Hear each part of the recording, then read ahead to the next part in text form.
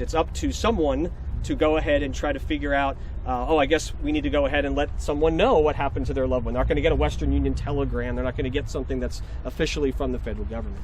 So this lieutenant, who apparently, like I said, was pretty good friends with Kukin, wrote the following to Kukin's widow.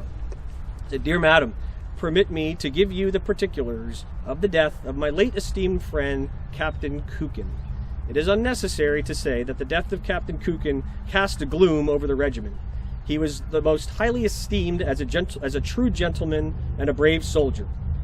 My last interview with him was on the afternoon of the 13th, previous to the charge in which he lost his life. We were standing under the fire of the rebel batteries and sharpshooters. It was the first battle we had either of us been engaged in. I went up to him and, taking him by the hand, asked him what he thought of the battle.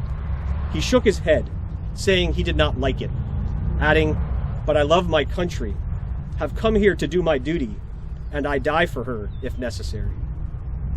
There are almost his very words, and then on the following morning, I looked upon his lifeless form. This seemed to me prophetic. I gathered some little mementos from the garden where he was buried, a withered flower, a few beans, and grains of corn, and sent these home with the request that the corn and beans might be planted in the spring in memory of him. It is needless for me to offer my condolence. I am a husband and a father myself, and know too well how the tidings of my death would fall upon the hearts of those I love. Believe me, madam, with great respect, Lieutenant M.H. Jolly, Adjutant, 110th Pennsylvania." After word of Captain Kukin's death arrived back in Pennsylvania, his widow, Mary, had to cope with the loss and determine how to support herself and 3 young children. They were all under the age of 6. One of the children, Bertha, recollected many years later the circumstances after her father's death. She said, "I was a very small child when he died. My mother was delicate and bore her sorrows silently. I knew very little, except the Masonic orders sent for his body, but they could not recover it." For some unknown reason, Kukin's marked grave here in the National Cemetery went unbeknownst to his family until almost 40 years after the war, at which point his wife and all his children, except one, had died.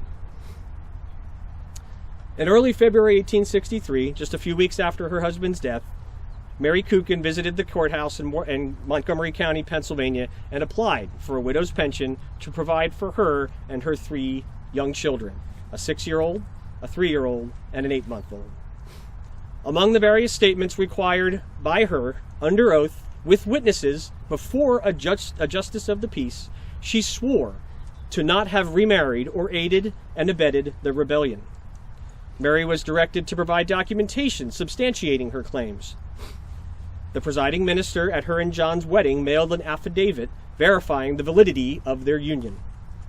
The Adjutant General's office in Washington affirmed the service of Captain Kukin in the United States Army. However, it seems all her diligent efforts were for naught, as the application was apparently backlogged with no response after 7 months.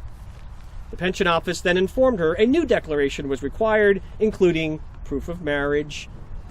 And at that point, Mary's pretty frustrated, right? So she responded to the Commissioner of Pensions. She directly wrote them, stating in part, "I immediately made application to the proper court, but have been put off until the present time.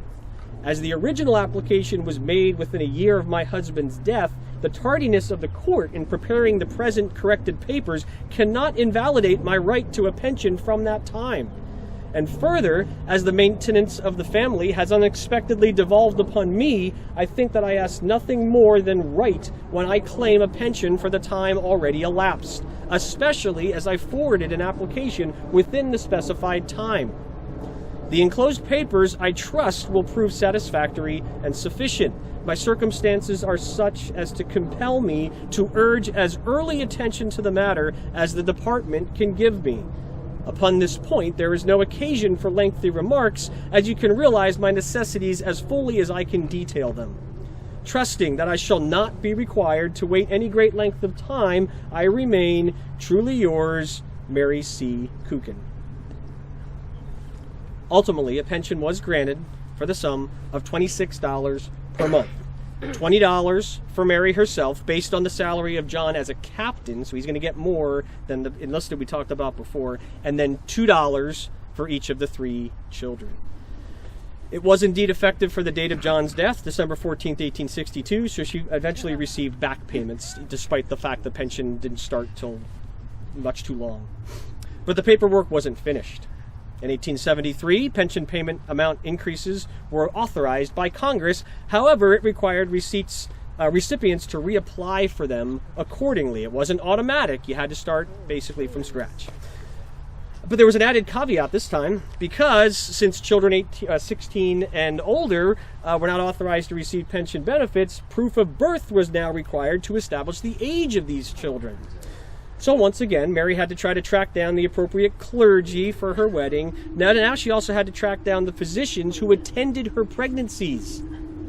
This is 160 years ago. You can't email or text them, okay? This is going to be a pretty laborious process. But fortunately for her, the doctor who was present at 2 of her children's births provided written testimony, and a second doctor from another part of the state similarly submitted a statement attesting to his presence at the oldest child's birth.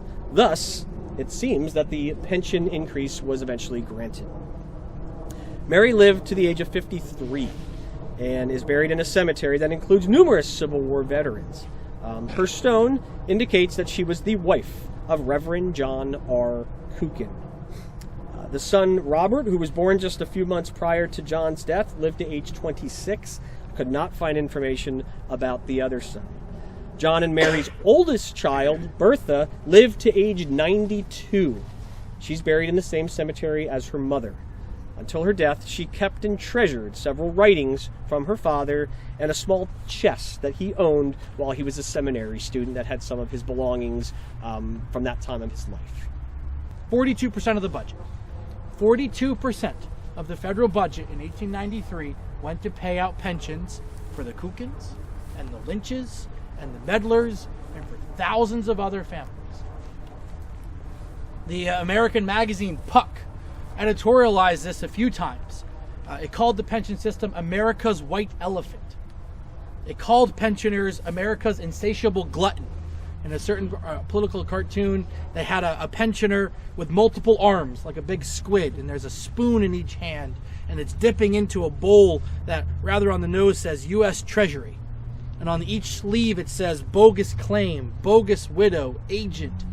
And imagine, if you will, again, all of these people who have gone through this process of grieving and loss and applications, and then they see themselves characterized as America's insatiable glutton, simply because they want to see